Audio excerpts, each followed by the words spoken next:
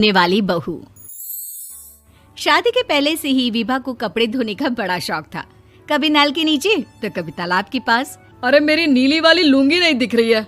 विभा की अम्मा, कहाँ रखी है लुंगी? अरे वो तो विभा ने परसों ही धोकर रखी थी आपकी अलमारी में, देखो वहीं होगी। वो ना मैंने आज धो दी, मुझे लगा कि गंदी हो गई होगी। अरे कैसे गंदी हो गई थी? उसे तो मैंने पहना भी नहीं। हे भगवान, इस लड़की के कपड़े धोने की आदत से परेशान हो गया हूँ मैं। जितना तो घर में राशन नहीं आता, उससे कहीं ज्यादा डिटर्जेंट पाउडर का खर्चा है। इसकी शादी करवा दो, शादी जाए अपने घर में ही करे काम, फिर चाहे घर के कपड़े धोने हो या पूरे गांव के। हाँ ठीक बोल रही हो, देखता हूँ मैं कोई लड़का। वो दिन भी आ जाता है जब विभा को देखने लड़के वाले आ जाते हैं। लड़की मुझे अच्छी लगी। होने वाली सास कहती है, बेटी अगर कुछ पूछना है तो पूछ लो। वैसे तो हमारी लड़की बहुत ही शर्मीली है, जो बोल दो वो मान लेती है, इसे क्या पूछना होगा। अरे कैसी बात कर रही हो माँ, मुझे इन लोगों के घर रहना है, सवाल तो कई है। हाँ हाँ बेटा, पूछ लो ना, क्या पूछना है। आप लोगों के घर कपड़े कौन धोता है? सास का मुंह बन जाता है।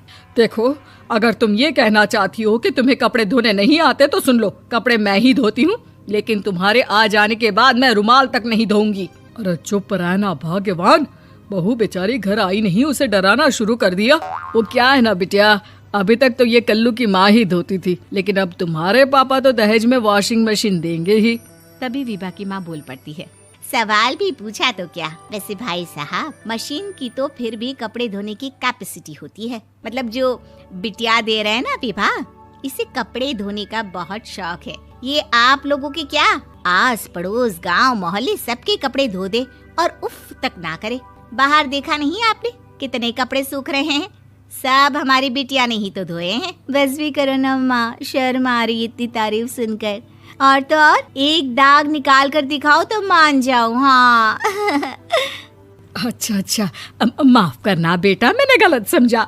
हमें तो रिश्ता बहुत पसंद है। और ऐसे जुड़ जाता है रिश्ता कपड़े धोने का शौक रखने वाली विभा का। उसकी शादी हो जाती है कोयला फैक्ट्री में काम करने वाले कल्लू के साथ। शादी के बाद अचानक विभा चिल्लाती हुई सास के पास आती है। सासू माँ, अरे सासू माँ कहाँ है आप? ये तो धोखा है, धोखा दिया आप लोगों ने मुझे। इसे ससुर के चक्कर के बारे में पता चल गया। अरे तो उसमें तुझे क्यों धोखा मिला है? अरे नल में पानी नहीं आता, कपड़े कैसे कब धुलेंगे? अच्छा, तू पानी नहीं आ रहा उसकी बात कर रही है। तो आपने क्या सोचा? कुछ नहीं। अच्छा, तेरी माँ ने कहा था कि कपड़े धोने का शौक है तुझे, याद आया मुझे। शौक बोलकर कपड़े धोने वाले मेरे जुनून को कम ना आके सासू माँ, कपड़ा धोना मेरा गुरूर है। तभी पति भी वहाँ आ जाता है। अभी मैंने इसे सनी देओल की फिल्म दिखाई है, उसी के डायलॉग मार रही है माँ। अच्छा सुन, साफ साफ बता रही हूँ, पानी सुबह 4 से 6 और शाम को 10 से 12 आता है, समझी? विभा टाइमिंग सुनकर हैरान हो जाती है। ये क्या भूतों का मोहल्ला है? सुबह 4 बजे उठकर कौन कपड़े धोता है? 4 बजे टंकी में पानी जाता है, फिर सारा दिन धोना ना, किसने मना किया?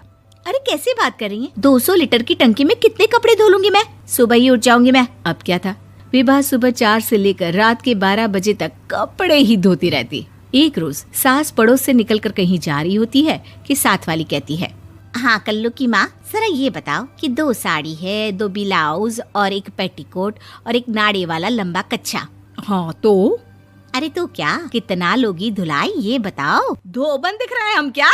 हमारे पति सरकारी नौकरी से अभी रिटायर हुए हैं और बेटा सुपरवाइजर है कोयला फैक्ट्री में। धोबन समझ रखा है हमें?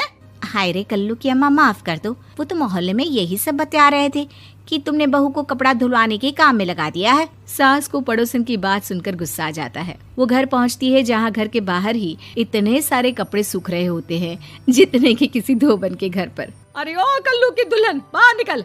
माँ जी यहीं आ जाओ, बाथरूम में चादर धो रहे हैं हम। अरे अभी हम धोते हैं, तुमको बाहर निकलो। ये आस पड़ोस वाले बोल रहे हैं कि हम बहू से कपड़े धुलवा कर उसे कपड़ा धोने वाली बना दिए हैं। अरे छोड़ो ना माँ जी, किन लोगों की बातों में आती हो? आस पास के लोगों का तो काम ही होता है कि वो किसी तरह सास बहू को लड़ा दे। बहू सारे घर के कपड़े धोती है, ये क्या कम है? बोलिए। सास को भी लग जाता है कि वो बहू का ये सनकीपन नहीं छुड़वा सकती, इससे अच्छा है कि खुद ही चुप हो जाए। एक रोज सास और बहू मंदिर जाते हैं, जहाँ सास की साड़ी वहाँ खड़ी भीख मांगने वाली से मिलती है। माँ जी क्या बात है, आपकी साड़ी उस भिखारन से कितनी मिल रही है ना? हाँ हाँ देखो तो, दोनों की साड़ी मिल रही है। क्या बात है कल्लू की अम्मा, तुम खुद को तो अफसर की बीवी बताती हो और ऐसी सिंपल सी प्लेन साड़ी पहनकर घूमती हो। सिंपल और प्लेन नहीं है ये साड़ी। तो क्या सोने के धागे से फूल बने हैं? कुछ भी सासू माँ, कुछ भी। हाँ बने थे इस साड़ी में सोने के धागे से फूल। मेरे पति लेकर आए थे मद्रास से स्पेशली मेरे लिए 10,000 की। ताहे भाई साहब इस भिखारन के लिए भी सेम टू सेम साड़ी लेकर आए होंगे 10,000 की। सास उस वक्त तो कुछ नहीं कहती, लेकिन बहू के साथ घर आती है और अलमारी से एल्बम निकाल कर लाती है। ये साड़ी देख रही है, ये वही साड़ी है जिसे मैंने अभी पहना था। इस साड़ी में ये जो चमकदार फूल दिख रहे हैं ना, ये सोने के धागों से काढ़े गए हैं।